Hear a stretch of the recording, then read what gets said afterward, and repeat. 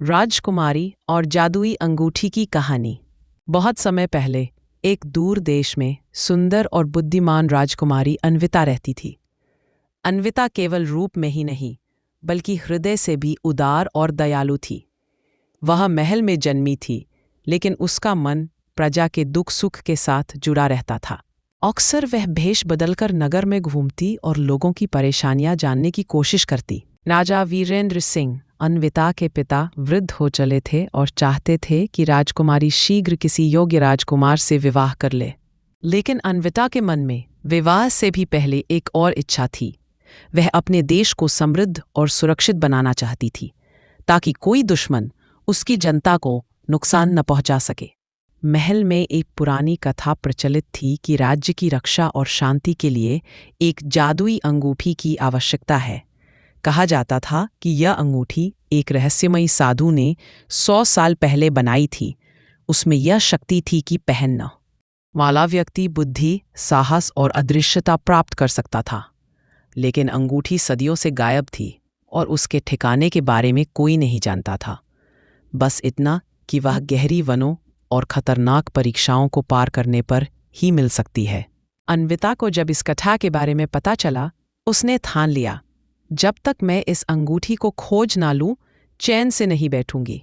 एक रात चांदनी के उजाले में अन्विता ने अपने सबसे विश्वस्त मित्र, महल के पुस्तकालयाध्यक्ष वृद्ध विद्वान राघव चाचा को बुलाया। राघव चाचा ने उसे एक प्राचीन नक्शा दिखाया, जिस पर वन, झील और एक पर्वत की ओर इशारा करते हुए चिन्ह बना था। राजकुमारी, राघव चाचा बोले, यह नक्शा अंगूठी तक जाने का मार्ग दिखाता है, लेकिन सावधान रहना, मार्ग में 3 कठिन परीक्षाएं होंगी। अगली सुबह अन्विता ने साधारण यात्री का भेष धरा और अकेले ही यात्रा शुरू कर दी।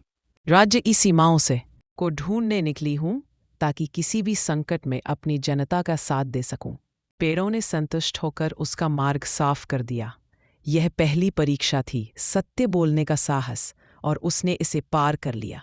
जंगल के बाद एक चौड़ी नदी आई। उस पर एक प्राचीन पत्थरों का पुल था, लेकिन जैसे ही कोई उस पर चलता, पुल खुद को तोड़ने लगता।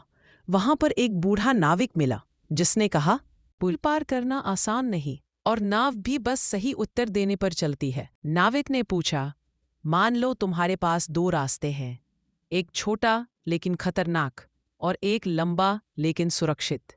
अगर तुम्हारे पीछे दुश्मन हो तो तुम सा रास्ता चुनोगी। अन्विता ने थोड़ी देर सोचकर उत्तर दिया, मैं दुश्मनों को रोकने के लिए छोटा खतरनाक रास्ता चुनूंगी, ताकि बाकी लोग सुरक्षित निकल जाएं। नाविक मुस्कुराया, तुमने निस्वार्थता की परीक्षा पास कर ली, बैठो नाव में। इस तरह वह नदी पार कर गई। आखिरी मार्ग उसे एक ऊंचे पर्वत की तलहटी पर ले गया, जहां एक अंधेरी गुफा थी। गुफा के अंदर कई रास्ते थे, मगर हर रास्ता झूठे दृश्य दिखाता था। सोने के महल, अंतहीन भोजन या लोग उसकी प्रशंसा करते हुए। ये सब भ्रम थे जो यात्री को भटका देते। अन्विता ने अपनी आंखें बंद करके मन में ठाना, मुझे केवल अंगूठी चाहिए, बाकी सब छलावा है। वह अपने सुनने की शक्ति पर भरोसा करते हुए आगे बढ़ी, जब तक कि सबसे भीतर से आती हल्की सी घंटियों की आवाज़ सुनाई नहीं दी। आखिरकार वह एक छोटे से कक्ष में पहुंची, जहां एक चांदी के थाल पर सुनहरी अंगूठी रखी थी। जैसे ही उसने अंगूठी को हाथ में लिया, एक प्रकाश फैला और सामने एक वृद्ध साधु प्रकट हुए। राजकुमारी अन्विता, साधु बोले, तुमने 3 परीक्षाएं पार की हैं, सत्य, निस्वार्थता और एकाग्रता। यह अंगूठी अब तुम्हारी है। इसका उपयोग केवल भलाई के लिए करना, वरना इसकी शक्ति खो जाएगी।